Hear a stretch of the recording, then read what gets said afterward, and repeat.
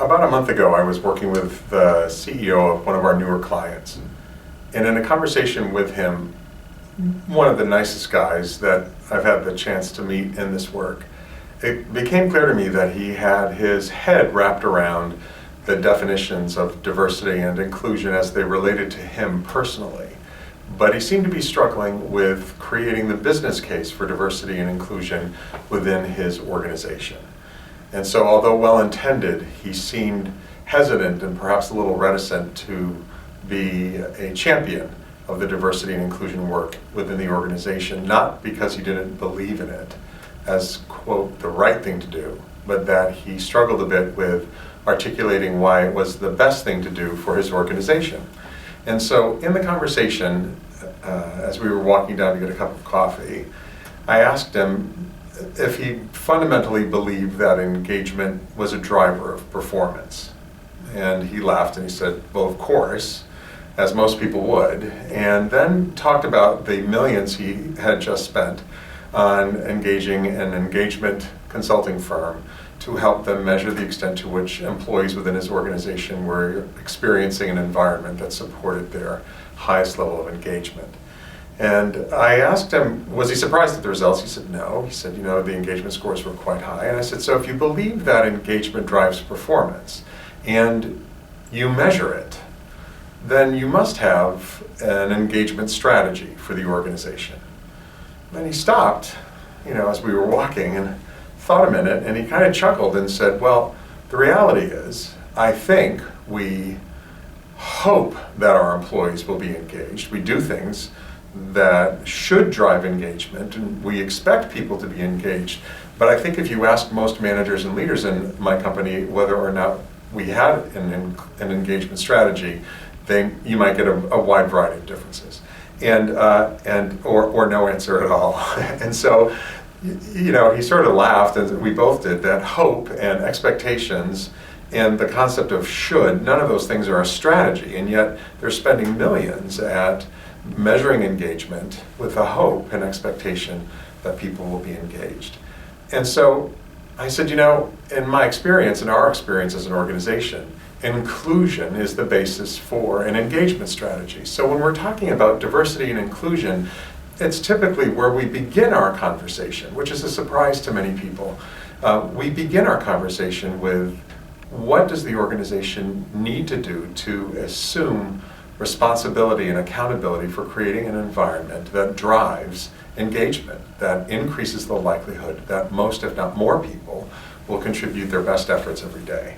I think that one of the things that helps is to then say, well, is the organization willing to look at all of those things, all of those environmental aspects that might prevent people from contributing their best efforts, that might inhibit people's confidence. And so you have to think about, in most organizations, who's included in the inclusion strategy. For 20 years, we've been, probably more than that, we've been doing this work whereby we measure the extent to which people within an organization contribute their best work every day. And typically, in any variety of organizations, the percentage of people that contribute their best work every day is about 20%. It supports the 20-80 rule, essentially. And so the question is, why? Why do only 20% of people contribute that level of quality work? And is that acceptable simply because that seems to be the case in many organizations? And of course the answer is, why should it be acceptable? The reality is, and we believe, and data shows that most people are capable of increasing their contribution, and it requires an environment that engages them. With inclusion as engagement strategy, it then opens the door to talk about who isn't being engaged, who isn't being included. And in our experience, those individuals not being included are those that begin to fall outside of what the typical or traditional work group looks like. For example, in a technology firm we were working with years ago that merged with another technology firm, the people who were most included were the people who were technicians, not the people who were marketers. In financial services firms, historically, men were the predominant workforce and women were oftentimes not included. Historically, it depends on the field and the type of organization and the geographic location. So the organization now can talk about diversity and the likelihood that the people who are most like the traditional workforce are oftentimes, most often, highly engaged. The people who represent differences in the workplace are oftentimes experiencing less engagement or those factors that drive their personal engagement. Diversity becomes a more challenging conversation for some. And from a business perspective, it becomes a compliance issue. And make no mistakes, especially if you're in the US, you have a responsibility to pay attention to compliance in terms of workforce composition. But there are other aspects of diversity equally important, in fact more so if we're talking about a business case for diversity. The first thing is that if you look at your workforce composition, does it represent your best efforts in winning the war for talent? In other words, given that we are a global workforce, no matter where we are, based on the amount of people coming into the US well-educated and prepared to do the best jobs, and you have a homogeneous population, is there data then that says that you've done your best work in getting the best and brightest people to work for you? In all likelihood, you haven't. In fact, in organizations that are all one dimension, whether that be race, ethnicity, gender, etc., the likelihood that they were able to attract the best and brightest from a global workforce is small. So first of all, take a snapshot, and is your organization representing its best efforts in getting the best talent? The second piece is that diversity, when present, can create conflict. By nature, it should. But in the absence of an inclusion strategy, the conflict goes unchecked and becomes dysfunction. What we look for in organizations is to ensure that diversity is present, and in combination with inclusion, create a diverse by design philosophy or point of view, that diversity, when managed well, allows for conflict to become innovation. And the last piece is a little bit more remote for some people to understand, but think about it this way.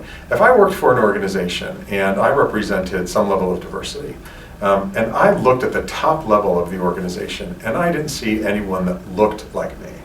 And what I mean by look at is broadly defined, represented my differences. So maybe, if you think about it fundamentally, maybe there are no women at the top of the organization, but even more broadly, maybe there are people that have a certain pedigree of education, a certain way of thinking, certain mannerisms, certain ways of dressing, and all those individuals look the same, but I don't see me there. I don't see someone who represents my differences there.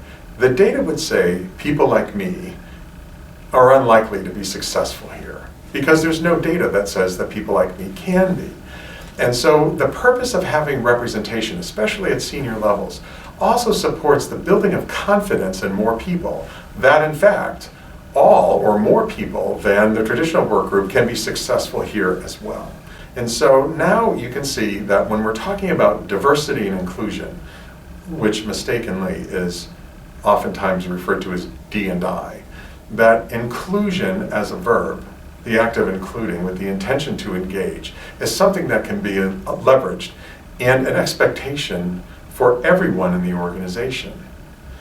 Diversity, also measured in terms of compliance, representation, retention, etc., should also be supported by all in the organization. There may be less of an opportunity, especially if an organization isn't hiring, but the two always have to be in balance. One of the things that we've learned over the years is that diverse organizations aren't necessarily inclusive. Inclusive organizations aren't necessarily diverse. Diversity alone, in fact, isn't necessarily a driver of organizational performance. It's only when diversity and inclusion are combined that the organization can create a competitive advantage in the marketplace. And so think about it this way. If you're a diverse organization but not inclusive, then you might experience decreased morale, turnover, perhaps some litigation. If you're an inclusive organization but not very diverse, then you might experience decreased innovation and increased groupthink. So if you're going to be focusing on diversity in terms of workforce composition and representation, you must have a corresponding inclusion strategy and Conversely, if you are focusing on inclusion, you make sure you're doing a great job at driving diversity. The two must always be in balance in order for an organization to be successful. So I guess the bottom line in summary is for us, when we're asked about what are the winning aspects of a diversity and inclusion initiative within any given company, it's the achievement of that balance over a period of time, driven by two distinct initiatives, one around diversity and workforce composition, the other one around inclusion and engagement.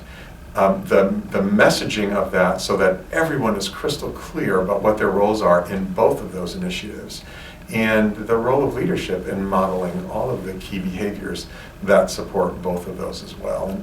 And I think that seems to be the key underlying themes of a successful initiative.